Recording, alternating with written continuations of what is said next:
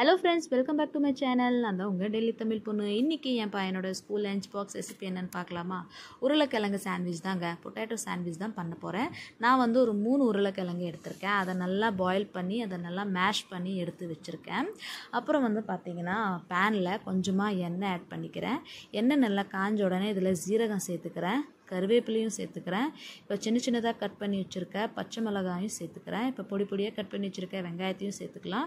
இப்போ இதை எல்லாத்தையுமே நல்லா மிக்ஸ் பண்ணி எடுத்துக்கலாம். வெங்காயத்தோட கலர் கொஞ்சம் மாறின உடனே இதில் மசாலா ஆட் பண்ணிக்கலாம். மஞ்சத்தூள், மிளகுத்தூள், மல்லித்தூள், உப்பு சேர்த்து இதை எல்லாத்தையுமே கொஞ்சம் நல்லா வதக்கி எடுத்துக்கலாம். இப்போ அடுத்ததாக வந்து பார்த்திங்கன்னா நான் மேஷ் பண்ணி வச்சுருக்கேன் அந்த பொட்டேட்டோவும் இதிலேயே சேர்த்துக்கிறேன். பொட்டேட்டோ வந்து பார்த்திங்கன்னா நல்லா வேகலைன்னா அது கொஞ்சம் கட்டியாக இருக்குங்க. ஸோ இதில் ஆட் பண்ணி நல்லா அதை நல்லா மிக்ஸ் பண்ணி எடுத்துக்கலாம். நான் வந்து பார்த்திங்கன்னா ரொம்ப நேரம் பாயில் பண்ணேன். பட் ஒரு பொட்டேட்டோ நல்லா வேகலைங்க. அதை போய் மேஷ் பண்ண முடியல. சரி இதில் மேஷ் பண்ணி எடுத்துக்கலாமே, ஏன்னா இதில் நல்லா மேஷ் ஆயிரும். ஸோ அதனால் மிக்ஸ் பண்ணும்போது நல்லா மேஷ் பண்ணிக்கலாமே அப்படின்னு சொல்லி அப்படியே கொஞ்சமாக போட்டேன். இப்போ வந்து பார்த்திங்கன்னா நல்லா எல்லாத்தையுமே நான் மிக்ஸ் பண்ணி எடுத்துக்கிறேங்க. அவ்வளோதான், சூப்பரான இந்த சாண்ட்விச்க்கான இந்த masala ready ஆகிடுச்சிங்க, potato masala.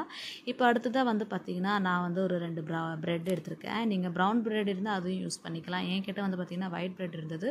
So அதை வச்சு தான் இன்றைக்கி நான் சாண்ட்விச் பண்ண போகிறேன். இப்போ நம்ம ரெடி பண்ணி வச்சுருந்த அந்த பிரெட் ரோஸ்ட் சாண்ட்விச்காக அந்த ஆலு இது பண்ணி வச்சுருந்தோம்ல, அதை இதுலேயே சேர்த்து நல்லா தடவி எடுத்துக்கலாம். இப்போ வந்து பார்த்திங்கன்னா நம்ம தவா வச்சாச்சு கேஸில். தவா வந்து லைட்டாக சூடான உடனே இதில் பட்டர் இல்லைன்னா நெய் சேர்த்துக்கலாம். ஏன்னா பட்டர் சேர்த்தா இன்னும் டேஸ்ட்டாக இருக்கும். பட் பட்டர் இல்லை, அதனால் நெய் வீட்டில் இருக்கிறத வச்சே பண்ணலாமே அப்படின்னு சொல்லி தாங்க இப்போ நெய் இருந்தது. ஸோ அதையே வச்சு நான் யூஸ் பண்ணிட்டேன். இப்போ 2 சைடுமே நல்லா நெய் தடவி எடுத்து நல்லா டோஸ்ட் பண்ணி எடுத்துக்கலாம். பாருங்கள், சூப்பரான பிரெட் சாண்ட்விச் ரெடி ஆயிடுச்சுங்க. ரொம்ப கிறிஸ்பியாகவும் இருக்கும், ரொம்ப டேஸ்ட்டாகவும் இருக்கும். பசங்க ஜாலியாக சாப்பிடுவாங்க. டிஃபன் இந்த மாதிரி கொடுத்து அனுப்புனா நல்லா ஃபினிஷ் பண்ணிவிட்டு வந்து கொடுப்பாங்க. ஸோ கண்டிப்பாக இந்த மாதிரி ரெசிபி ட்ரை பண்ணுங்கள். ரொம்ப ஈஸியாகவும் இருக்கும். காலையில் எந்திரிச்சு என்ன பண்ணுறதுன்னு யோசிக்கிறதுக்குள்ளேயே டைம் போயிடும். ஸோ இது ஈஸியாக இருக்கும். கண்டிப்பாக இந்த ரெசிபி யூஸ் பண்ணுங்கள்.